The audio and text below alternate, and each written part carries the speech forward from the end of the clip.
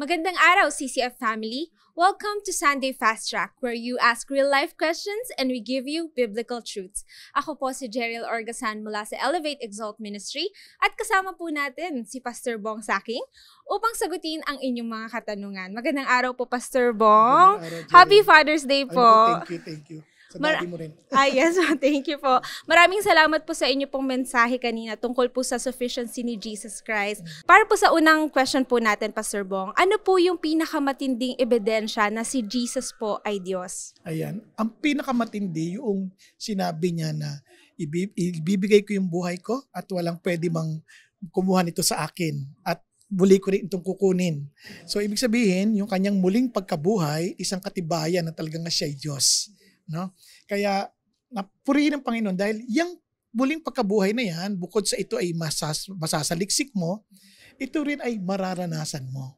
Kaya yung mga nakakilala kay Jesus on a personal level, na kung saan naranasan na yung talagang muling pagkabuhay ni Jesus, katulad ni Pablo, for example, di ba, na dating galit kay Jesus, galit sa mga sumusunod kay Jesus, biglang nagbago, biglang sumunod sa Panginoon. Kasi nga, nakita niya yung, naranasan niya yung muling pagkabuhay ni Jesus. And praise God, hanggang ngayon, nararanasan ng marami yan. Ako personally, praise God na dahil na muling nabuhay si Jesus, nabigkaroon ng saysay yung buhay ko. Hallelujah. And marami pang iba. Maraming salamat po, Pastor Bong. And para naman po sa ating pangalawang katanungan, kung si Jesus po ang kukumpleto po sa atin, bakit nakakaramdam pa rin po tayo ng kakulangan o discontent po? Ayan. Alam mo, may mga bagay na minsan out of our ignorance sa mga bagay na meron na tayo.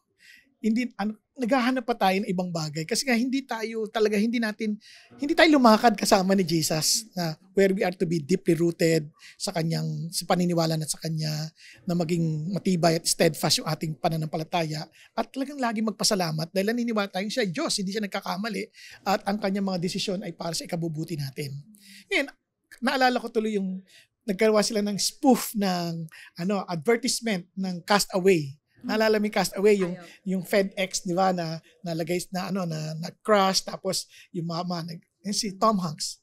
Gawa sila ng spoof na yon. At nung nakaligtas na siya, after so many long years, di ba, yung package ng FedEx na dala-dala niya para sa alan, hindi niya binubuksan, dinala niya pa rin. And ano nakalagay doon sa box na yon? Nung binuksan, satellite phone, at food, at gayon din. Lahat na sanang yung GPS na nakatulong sa kanya para nakuha siya kaagad, nandoon. And maraming ganyang Christian. They have all the blessings of God to experience yung talaga yung blessing ni God because it's enough. Hindi lang na-experience dahil hindi man lang binuksan yung package na dala-dala nila na yun pala ang magliligtas sa kanila na mas mabilis kaysa sa kanilang inasahan ng matagal na panahon. Thank you po.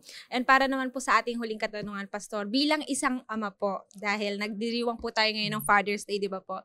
So, bilang isang ama, gaano po ba kaimportante na maituro natin ng maaga sa atin pong mga anak ang salita po ng Diyos? Ayan, alam mo, sabi sa Psalm 78, that we are to teach our children and children of our children to find their confidence in God.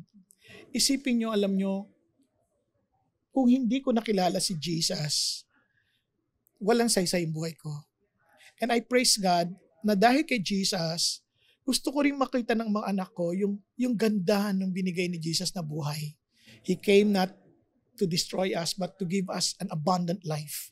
Kaya naman, dapat lang na makita nila yung sufficiency sa buhay, hindi sa dreams nila, hindi sa mga bagay na material sa lupa dahil ito'y nawawala, kundi makita talaga nila yung reality ni Jesus sa buhay nila. Kaya hanggat maaga, hanggat kaya na nilang gagapin at maintindihan sa awa ng Diyos, makilala nila si Jesus.